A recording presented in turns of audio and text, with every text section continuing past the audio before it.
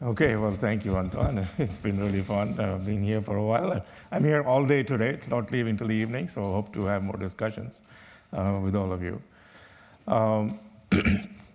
So this last lecture is on a slightly different model, a class of models that I'm calling Yukawa SYK models, which have been studied by a number of people over the last 4 or 5 years. And these turn out to have a rather interesting and useful relationship to other theories that were studied in condensed matter, especially on quantum phase transitions of metals in 2 dimensions. So, we've heard a lot from Antoine and also a bit from me about how if you take strong interactions near some kind of mod insulator, you can get interesting correlated states and in some high-dimensional models, also strange metal behavior. But when you go to low dimension, there's one ingredient I think is missing from that whole perspective. I mean, those are all important ingredients for a complete theory, no doubt. And that's the idea that there could be some sort of collective mode, that there could be an emergent boson. This could be an autoparameter near a phase transition, or it could be a gauge field, or it could be some kind of parton, degree of freedom. So there could be some important collective mode, and that plays a role. It appears it plays a significant role in real materials, especially in 2 dimensions. So that's the problem we want to consider. And in the context of SYK models, you can imagine doing that in a model of this type, which if you were here last week, Jörg Schmolien gave a very nice talk talking about some of the properties of such models. So these are models. So in the SYK model, you can say it's a model of fermions with only interactions. And in fact, you take them to be random interactions. So here we introduce a boson. In this case, we call it phi. And the boson and the fermion themselves have either trivial or no dynamics at all. And there's a coupling. And all of the interesting stuff comes when this coupling dominates. So in these models also, you can define an SYK limit where you take this Yukawa coupling to be a random function of its indices. And then you get the Seidel bond equations in a very similar way. In the SYK model, you had sigma was g cubed. But now you get sigma as some product. Excuse me, that should be a GB, sorry. Some product of the Green's functions of the fermions and bosons. And so there's been a large number of papers that have studied these models. And you can now try to make these models realistic. You put in some spatial structure while keeping additional indices, even put in dispersions. And that's been a very active field of study, especially in the last couple of years. And it seems like a lot can be done. And many older problems can be well understood, and maybe even some new insights can be gained. So that's what I want to show you today. So let's actually give you a specific example to begin with, where you have to really consider this kind of Yukawa theory of a fermions coupled to bosons. So this is so you imagine you have some system which the Fermi surface has square symmetry, and as you vary some coupling, lambda, it likes to go from square symmetry to rectangular symmetry. So this is a phase transition from orthorhombic to or tetragonal to orthorhombic state, driven electronically, and there's 2 possible states in the orthorhombic configuration. And so let's introduce an Ising order parameter phi to describe this phase transition. So if you draw a phase diagram at finite temperature, then there'd be this ordered phase, the nematic ordered phase here, and everywhere else is square symmetry. And this is an actual phase transition. It's a structural phase transition. We are choosing between the two possible orientations. So if you were in 2 dimensions, this phase transition would just be given by the 2-dimensional Ising model, and you would just write down an Ising model for the order parameter phi. So our interest here is in this critical point, the quantum critical point, And the first guess would be this was just a Ising model in one space, two space and one time dimensions. So like the 3D Ising model. But that turns out to be incorrect because there's a Fermi surface. There are additional excitations which actually totally modify the nature of this critical point. And as I'll review, a lot of evidence that you get a strongly coupled non-Fermi liquid with no quasi-particles. So a long-standing hope has been that once we understand this non-Fermi liquid and then really work really hard, we'll start to understand experiments, especially experiments on transport. So in particular, is this a strange metal up here in this quantum critical region of this critical point for this theory, as I've described you? And it's been clear for a while, but now it's become really, I think, quite clear. The answer is no. This theory, it's an interesting non-Fermi liquid, that's certainly correct, but it's not a strange metal in the sense that transport is actually not anomalous and doesn't have any strange power law and temperature down to very low temperatures. And that is something that's been claimed numerous times. I'm not going to make a list of all the papers that have made this claim. But the answer today is very clear. That's a wrong claim. And I'm going to propose that what's really needed is to put in some disorder to get a strange metal. And in particular, what's most important is the disorder not of the fermion scattering of the, some potential, but the induced disorder in the interactions or in the Yukawa couplings. And that turns out to be the key ingredient, I believe, that's going to give you the yes answer, as I hope to convince you today. All right, so what does the low energy theory of this look like, and why is it not just an Ising phase transition? So imagine you have some autoparameter fluctuation of phi at some wave vector q. So this fluctuation is going to create a particle-hole pair, and that's going to Landau damp it. And that happens most efficiently at these 2 points, K0 and these 2 antipodal points, where the fermion excitation at momentum q, the particle-hole excitation momentum q, has essentially zero energy because you're tangent to the Fermi surface. So you just focus on the vicinity of these 2 points. You expand it out, so you get something that's quadratically dispersing in the y direction and linearly dispersing in the x direction. And then you couple these 2 anisotropic fermions with this dispersion here with the Yukawa coupling, psi dagger psi and psi dagger. They couple in the same way for the Ising autoparameter. And this is some energy cost for the fluctuation of q of this autoparameter along y. You can also put a term along the x, but it's easy to see it's not important. All right, so this would be the low energy theory you write down. It's the kind of theory that particle physicists work with, at least superficially. They call it the Gros-Nouveau model or something like a Gros-Nouveau Yukawa model. The big difference is that these are not direct fermions. These are strange isotropic anisotropic fermions with this dispersion that you get near any Fermi surface.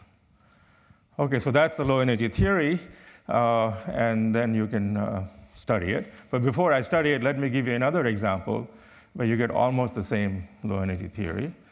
So imagine you have some system where you have some fermions. These obviously are not electrons now, which have an emergent gauge charge. And so they're coupled to some U1 gauge field, and this is going to lead to some non-Fermi liquid behavior on the Fermi surface. So the most famous example of this would be the half-field Landau level, where you have a Fermi surface in the theory of Halpern, Lee, and Reed. So again, you can try to look at how does this Fermi surface couple to the gauge field. And when you sit down and do the theory, the reasoning is exactly the same. You only need to worry about fluctuations which are tangent to the Fermi surface. And since you're looking at transverse gauge fluctuation in a Landau gauge, you can just make the gauge field have a single component A along the x direction. And so you just end up with a single scalar field again, and a low energy theory which looks exactly the same. except this sign is different. This is a minus sign here between the 2 points rather than a plus sign. So that was the plus sign for the pneumatic order and a minus sign for the gauge field. All right, so there it is. That's a well-studied theory, as you can imagine, starting from the late 90s. So we would like to figure out what goes on in this theory. Okay. All right, so you can, so I'm not going to summarize all the work. There's a nice review article by Sang-Sik Lee that you can look at what's been studied. But if you just do some relatively simple computations, you can understand what's going on. So if you compute the boson self-energy, that's the fermion bubbles, you get the usual Landau damping correction. And if the boson is right at the quantum critical point, or if it's a gauge field, it's always true, you get this kind of propagator. And you can see from this propagator that omega is scaling as q cubed, and this is the Landau overdamped boson. Then you just compute the self-energy of the fermion in the presence of the overdamped boson, and you get this famous result of omega to the 2/3, first obtained by Patrick Lee, I think.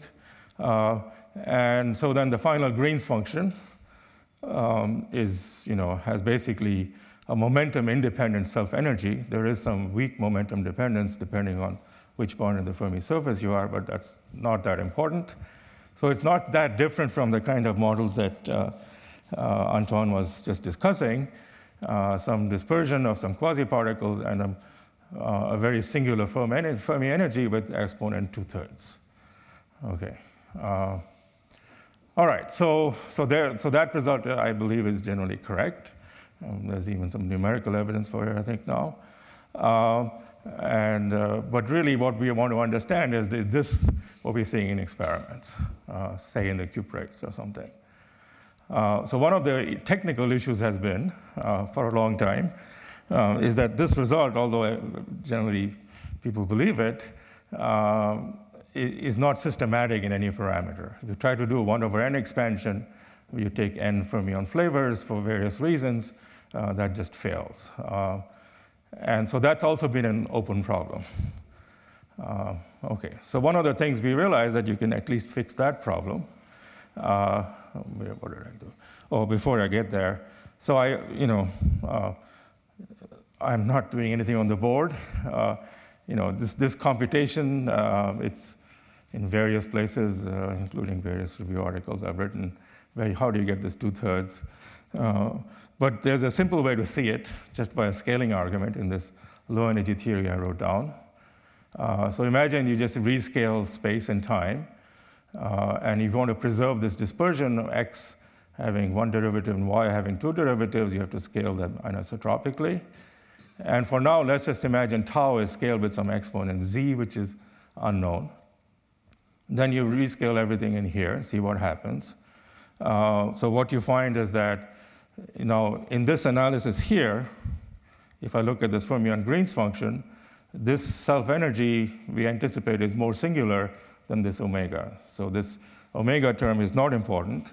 And so you imagine that you want this thing to scale away to 0. Oops. Okay, yeah, you want those terms to scale away to 0, and that's exactly what happens in the SYK model. In the SYK model, you get a square root of omega self-energy, and the bare term doesn't matter. So you scale those away, but then you haven't fixed z. So how do you fix z? Well, you look at the scaling of the coupling, g, and you find that g scales this way. And so now if you're flowing to some fixed point, you want G to be, the system to have some emergent scale invariance, G should be invariant. The coupling should not flow, and that happens exactly at Z equals 3/2. So that's a very quick way to see where that 3/2 comes from. Okay. All right, so now to return to the issue of the large N expansion. So this turns out to be a very simple way to do the large N expansion, a controlled way of getting these results. And also, in principle, then looking at corrections, which is what we started out to do, and that's turned out to be a very useful exercise. What you do is you give these fermions and the boson some flavor. For simplicity, both of them going from 1 through n. And then you make your Yukawa coupling a function of all three flavor indices. All right. So So now what we're going to do is we're going to take this coupling in the SYK spirit to be just a random function of its indices. Okay. And the idea here is that, we expect, and we see this from the perturbation theory and various RG analysis, that ultimately it's going to flow to this fixed point theory. And that fixed point theory has certain universal properties which are independent of where you started with. So which couplings you chose maybe is not that important in the long time limit. Okay, so even the SYK model gives an example of where such things are true. So if it's not that important, you may as well just average over these couplings. Notice the couplings don't depend on space, so this is not spatial disorder. The problem still has full translational symmetry, and all the original symmetries of the original model are fully preserved. Except you just take an ensemble of microscopic theories with an ensemble of microscopic couplings and just average over them. And when you do this, you find you get a very systematic large N expansion. You can get the theory as a saddle point of an action. This is like the G sigma action that I talked about a couple of lectures ago. And when you take the saddle point of this, you get these equations.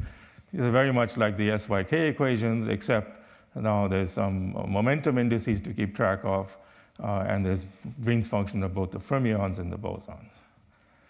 So these are, Migdal-Eliashberg type equations, and these are the exact equations of this theory in the large N limit. And this had to be solved fully self-consistently. So that's something that actually Ilya did numerically. We looked at this very carefully on a lattice and just solved it. And indeed, we confirmed that the simple RPA result of Patrick Lee does work out. It's completely self-consistent. You get exactly 2/3 here. And so everything is in great shape. And now we even have this theory as the saddle point of a large N expansion, which shows up. Well, then that shows you what kind of corrections you may have. And there's a lot of discussion in this paper on those, but I won't go into that here today.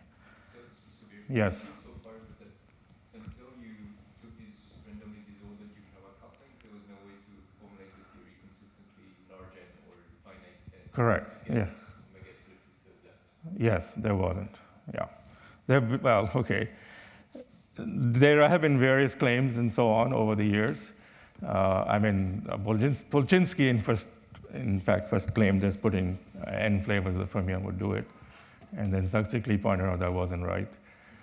There have been some other claims, but they also have other strange features where you put factors of N in length scales, which is completely, that's not allowed, that's cheating.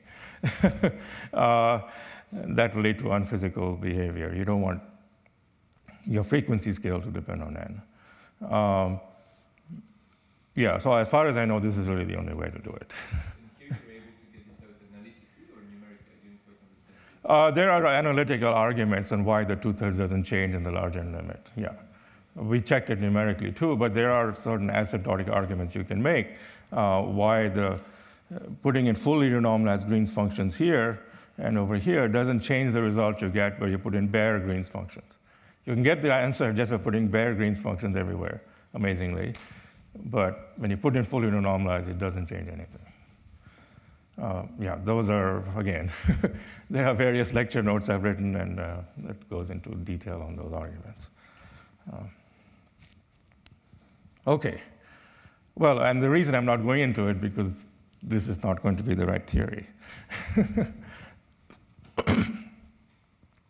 Okay, but at least we understand this theory well, and we also have some understanding of what are corrections to it. There are corrections at order 1/n.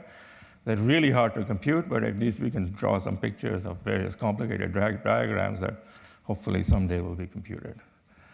But what enables all of that is having, this is an exact representation of the problem at any n, and then now we can have a saddle point and do the expansion in powers of 1/n.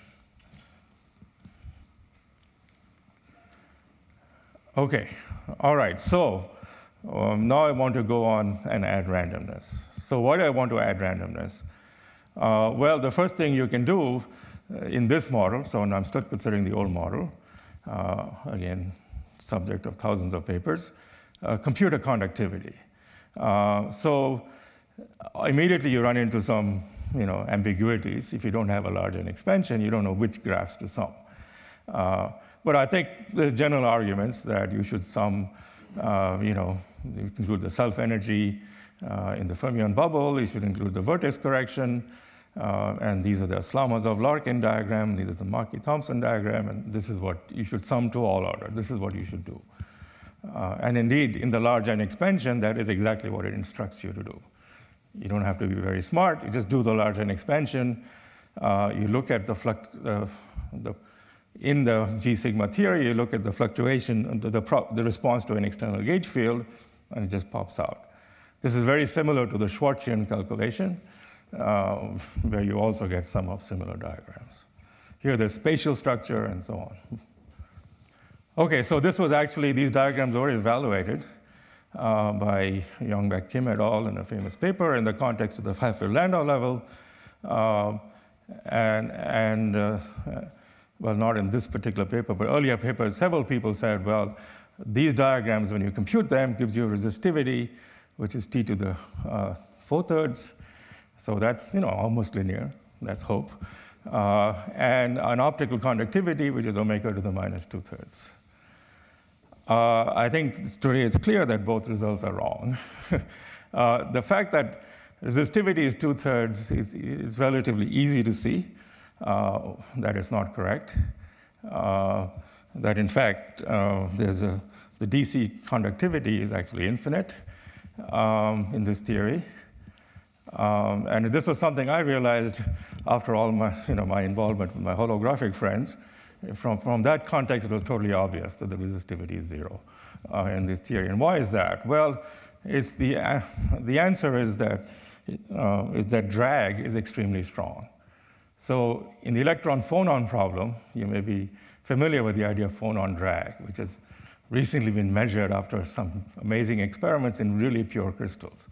So the idea there is an electron scatters off phonons, and it donates its momentum to the photon, looking at a very low temperature, so everything is acoustic phonons. And those acoustic phonons will eventually give their momentum back to the electrons. And in fact, the whole system in a perfectly pure crystal would have 0 resistance. This is something pointed out by Peierls in 1935, right after Bloch wrote his famous paper, just computing resistivity of electron phonon scattering and coming up with the famous Bloch's law of T to the 5th. And Peierls wrote this paper saying, this is wrong. However, experiments proved Bloch to be correct, and maybe that's why Peierls' paper was forgotten. So why was Peierls not experimentally correct, even though theoretically he was completely right? The reason is no crystal is perfect. An electron phonon scattering is very weak. So when an electron scatters off a phonon, that phonon will eventually hit a defect before it ever scatters off another electron. So you can forget about this drag effect in most situations. But the point here is that you're really in the infinite drag limit. Here there is the electron boson scattering is so strong that the electron even ceases to exist. The phonon also essentially ceases to exist. The electrons and phonons are so strongly coupled that it doesn't make sense. Electrons and bosons here are so strongly coupled, it doesn't make sense to ask who carries the momentum. It's really carried by both together. So you really have to work in the strong drag limit, even in an impure crystal. And that will tell you that in the absence of impurities, your resistance is 0. Actually, this effect is even stronger than we initially thought. If you look at the optical conductivity, the omega to the minus 2/3, that's also not correct. This was something that Hugo figured out while we were doing this large N expansion, and also was stated in this paper by the group at MIT, using some other much more sophisticated arguments. But in the end, basically, the conductivity is just Drude-like. There's some very weak resistance in this theory, and there's no interesting optical conductivity either. Okay. So that's, that could be the end of the story on Fermi surfaces coupled to critical bosons. I think Senthil and his group have been following a slightly different route now. They're saying, well, but there's one very special boson for which this is not true. Okay, well, that's an interesting idea, but we think the phenomenon of strange metal is so ubiquitous and so common that you need some generic explanation, not pick a very special order parameter that might apply in one case. Okay, so we said, well, let's add some actual disorder. All right, so the first thing you would think of adding to this theory is just some random potential scattering, Vij, just like you do in the theory of disordered metals. And so let's add that. And actually, people have done that earlier. I'll just summarize the results. So this is, this is what you do in the theory of disordered metals, and it's totally crucial to everything. So maybe it's important here also near the quantum critical point. So you add this, and then what do you get? Just do the same large N expansion and look at the structure of this theory. So now the boson self-energy, instead of being omega over Q, becomes omega, just mod omega. That's the Landau damping in a disordered metal. So there's some quasi-particle lifetime from elastic scattering. And so the boson propagator now is Q squared plus mod omega. It has this diffusive form. All right, so now you take this D propagator and put it in the fermion self-energy. This is exactly what you did for the pure problem, just changing the D propagator here. And what you get is this marginal Fermi liquid correction. This is just the impurity scattering term, the usual lifetime of an electron in a random potential. Okay, so this I think it's mentioned briefly in the Halperin Lee Reed paper, so this has been known also for a while. All right, so that's exciting. You've got a marginal Fermi liquid self-energy, for which there's some evidence in experiments. And also the thermodynamics will give you a T-log T-specific heat, so maybe this is all you need. All right, there's just one problem. Unlike the claim in the famous paper of Verma et al., this fermion self-energy does not imply an optical conductivity, which is 1 over omega. So you can try and now compute the same set of graphs.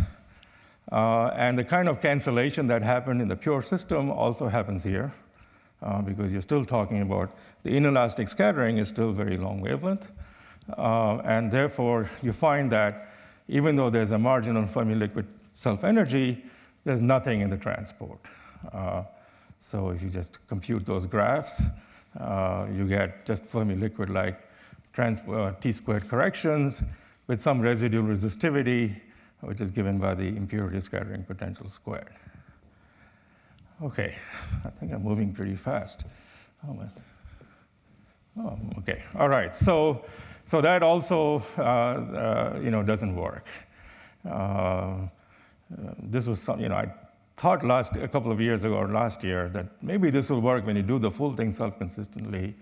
And I think how you worked very hard on it, and no, I mean what you have to do is just compute these graphs very carefully, and you find subtle cancellations between this vertex corrections and the pair graph, and also these. Well, these are not so important in this case, but anyway, okay. It's these two graphs here, which I should say, what went wrong with the original calculation of Youngbeck Kim et al., this well-known result. Basically they ignored drag for the DC resistivity, so they didn't actually include the fact that the distribution function of the bosons would change. And for the optical conductivity, they actually found omega to the 2/3 terms from this graph and that graph. And they said, well, okay, so they say no reason those two should cancel, and so there's an omega to the 2/3. But if they'd actually computed the coefficients carefully, they would have found the cancel. Anyway, so you can show this by various methods. Okay. not me anymore. I'm just, it's my amazing collaborators who can do such things. Okay. So yeah. an example of a theory that has a local sigma. Yes. So the vertex corrections are still not true. Absolutely. Even without disorder, that's the case. Yeah. So even without disorder, in fact, especially without disorder, here, the self-energy is local, omega to the 2/3. But the vertices are not trivial. And in fact, they lead to a complete cancellation. And there is no optical conductivity. It's just delta function. Okay, if you put in umklapp, but those are, those will give you nothing singular. Okay. Anyway, it's nice that two independent groups by two different methods have come to the same conclusion after, well, this is 20 years after the original paper. Okay. All right, so this looks even more hopeless. So, but inspired by the SYK game, we said, all right, well, let's make this coupling G, that's the last coupling left over, also random. So now there's a coupling here which is non-random in space. That's the original coupling. That was in everybody's theory. But now we imagine this coupling G has some correction, which is a random function of position. And there's many ways this could happen. I mean, your electrons are moving in some random potential. So you want to figure out, in the presence of random potential, what is the saddle point Hartree-Fock eigenstates. Similarly, for the boson is also moving in a random potential. In fact, those corrections may be even more important. But you want to work out the normal modes of the bosons in the random potential and take the low energy modes in both sectors. And now, once you've accounted for the potential disorder in the fermions and the potential disorder in the bosons, you have some new modes in terms of which you express the full theory. And in terms of these new normal modes, this G will be a function of position. It's the kind of thing you do, density functional theory. And imagine doing density functional theory in a random potential, and then looking at corrections to density functional theory, you would end up getting couplings here which are functions of position. So you have to have, so this seems to be the key. That's the one message of my talk. You have to take this coupling to be a random function of position. It can be a correction. The main coupling could be uniform, but there has to. This coupling turns out to be just right. Anyway, so you add this extra coupling, and notice here in the correlation there's a delta function of R, and now you compute. It's the same set of graphs, except the momentum is not conserved at the vertices. So again, you find that the boson self-energy is mod omega. That's the G prime term there. Again, the same as the G term. The G prime term is also mod omega, and the propagator is Q squared plus mod omega, just like it was for just the G term. So just the coefficient gamma has changed a little bit. All right, so and then you compute the fermion self-energy. Their contributions from V, G, and G prime. So this is just the elastic scattering. These are the two contributions to the inelastic scattering. And they both have the marginal Fermi liquid form, quite generically in 2 dimensions. This is really a very simple calculation of the scattering of this boson, done many times before. But now you compute the conductivity. And now actually life is very simple, because at these G prime vertices, momentum is not conserved. And therefore, the vertex corrections are actually just immediately 0. You can just forget about them. And here, the naive answer, that you would naively relate the self-energy to a conductivity, works. It's correct. So what do you get? Well, the G squared log term, the self-energy, does not contribute to transport, but the fluctuation in the G also gives you a log term, and that does. So it's all coming from the spatial fluctuations in the Yukawa coupling. And so, yeah, you can compute the conductivity, and you get exactly the form that Antoine has been discussing in comparison to Dirk van der Merel's experiment. You get an optical conductivity, which is linear in omega, and also linear in temperature. The resistivity is linear in temperature, and an effective mass that has a log dependence on omega. That's exactly what you get. So now the point is that there's a residual resistivity, which is V squared, which is determined by the potential scattering V over here. This thing just keeps going off there. Potential scattering V determines the residual resistivity, but it's the G prime that determines the linear and temperature term in the resistivity, the EC resistivity, and also the 1 over omega term, the optical conductivity. So, I guess, so this is at least gives us some hope in understanding another feature of the experiments that's often mentioned. People say, well, you took this strange metal, you did some radiation damage, the residual resistivity went up, but the linear resistivity slope did not. I can't say I can explain that, but at least there's some wiggle room in this theory. There are two different things that determine the residual resistivity and the linear T resistivity. One is the potential scattering of the fermion. That determines the residual resistivity, as always. And so at least you can tune them separately. So now, we have to have some microscopic understanding of what's actually going on in the experiments, and how does that microscopics lead to different values of V and G prime. So that's what we have to work on. But we haven't done that, but at least there's some hope, is what I'll say. This thing is not dead on a lot. Sorry? Yeah, what about the window that he's scaling? It absolutely works in exactly the same way.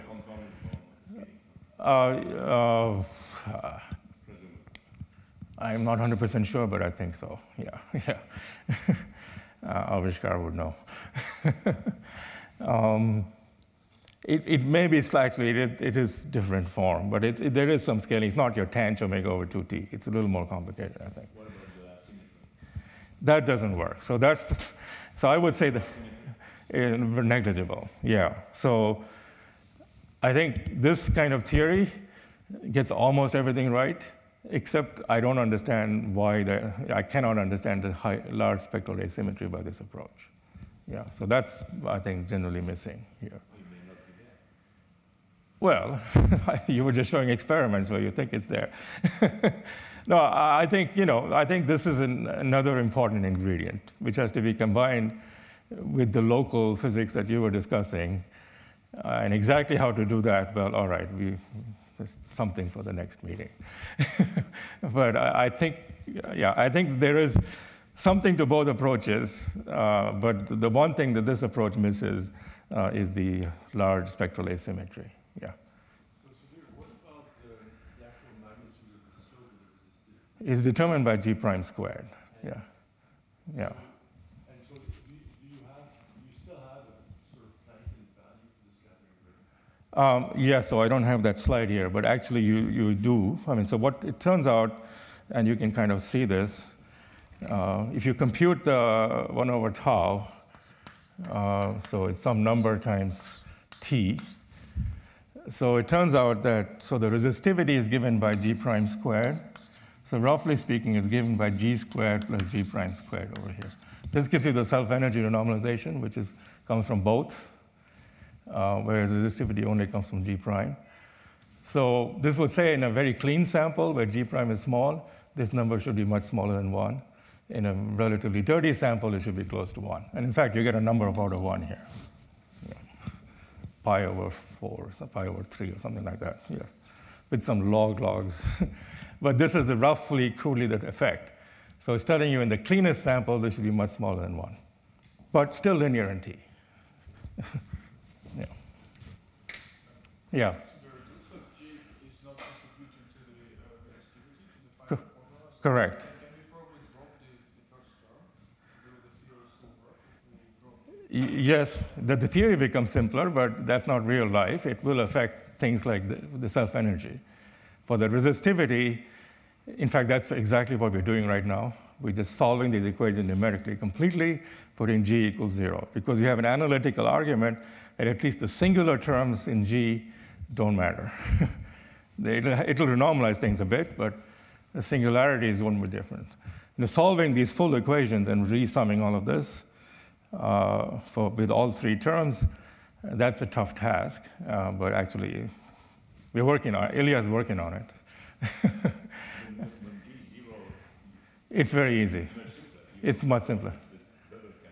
It's correct, but you have to get the self-energy fully self-consistently. That takes a little bit of work.